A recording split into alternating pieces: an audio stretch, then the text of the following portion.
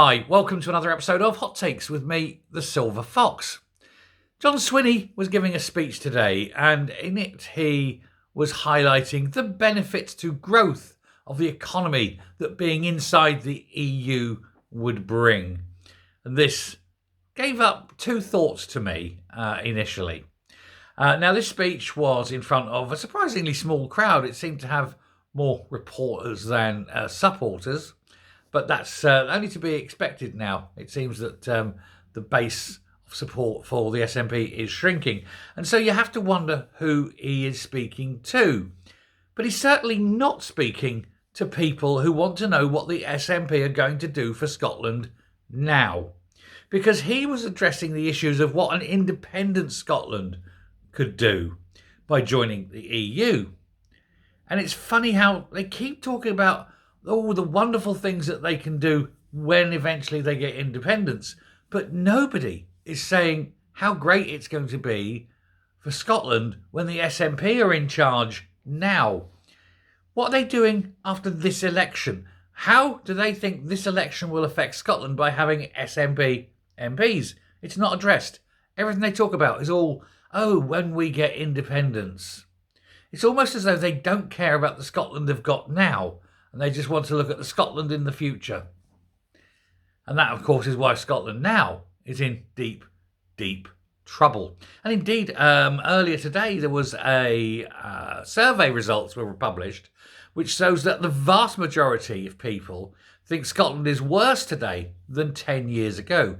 10 years of complete SNP control. Not surprising, is it? Because it is worse in every metric imaginable. But returning to the subject of his speech, why is Scotland going to thrive? Why is an independent Scotland going to thrive inside the EU? Well, he lists these 5 reasons, and I'm not even going to bother talking about them because A, they're all bollocks, and B, it's not going to happen because you're not going to get independence, thankfully. But it's the very fact, and this is the thing that got me, it's the very fact he's talking about the growth of the economy inside the EU. After all, this is the same SNP that just at the end of last week threw over in one policy announcement the building of 17,000 homes. That's a lot of people employed, not just in the building and the construction side, but also in all the tertiary stuff. Carpeting, wallpaper, all those shops that are really open as people moved into their nice new homes and want to buy sofas and whatever. All that sort of side of things. Plus, all those people getting paid billions, £4.5 billion going into the economy. All those people getting paid, raising income tax, but also spending that money in shops and theatres and pubs and whatever, and helping the economy grow. One policy, £4.5 billion pissed down the drain because the SNP are too busy looking at some utopia 50 years from now rather than the problems of Scotland today. Secondly, when it comes to growth, they want to utterly destroy the economy by getting rid of at least 100,000 jobs in the oil and gas industry, probably more. And again, it's not just the jobs themselves, it's all the throw-ons as well, all that tertiary stuff that goes with it.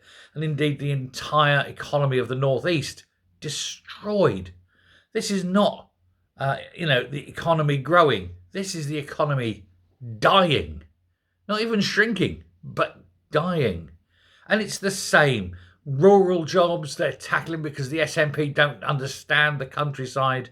Fisheries, they've gone because they don't know a first thing about a fish.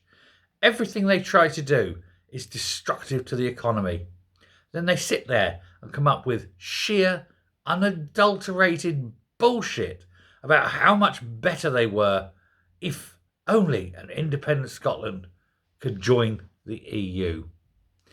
That led me, of course, obviously, as day follows night, into, wait on a minute, what about the EU?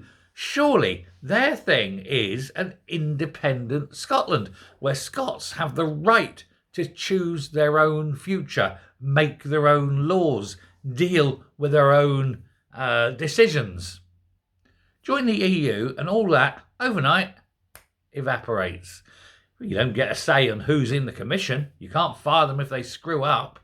You have to obey laws that you've got no say in creating. You will be forced to go along with what these people say. You've got no right to close your own borders. You've got no right to set your own tariffs. You've got no rights to do anything. And yet you call that independence. Dearie me, all you're doing is swapping one massa for another massa. Yeah? The old manacles will just become a different colour. But you'll still be slaves. And the difference is this time, at the moment, you've got a huge voice in a small gathering of countries. Go into the EU, you're lost. Your voice disappears. You won't hear anything and nobody will listen. You're too small. You're too unimportant. And that, of course, is even if the EU allow you in. No guarantee of that. France has problems. Spain most definitely has problems. The Belgians, Holland, all sorts. They don't want you in. You'd just be another mouth to feed as far as they're concerned. But there's also the worry of nation states breaking up and then getting the benefit of EU membership. Catalonia is one word that you must keep in your mind. And so there you go. The SNP not dealing with Scotland today, lying to you about independence and failing to understand what growing an economy means. So how they can sit there and say that they can grow it is anybody's guess. It just seems, I think, that Swinney has got a little list of buzzwords and he has to keep regurgitating them in the vain hope that people listen to him and think, ah yes, the wise one, he speaketh unto me. Swinney hasn't got a clue. He lives in the past. He seems to think that he's important. He seems to think that Scotland today doesn't need any help. He seems to think that Scotland today is absolutely fine and that the SNP have got everything just right. Because he doesn't live in Scotland today. He lives in utopia, an imaginary Scotland of the future. And it's never going to happen. People of Scotland aren't stupid enough. Anyway, I just saw that today and it made me sort of think and laugh and realise the guy's lost it, isn't he? Him and Joe Biden would make a right pair. Anyway, thank you very much for watching. Do let me know what you think. Definitely hit the like button though. That really helps. And subscribe if you haven't. But yeah, let's never give them a chance to screw it up again as badly as they already have. Till next time. Bye.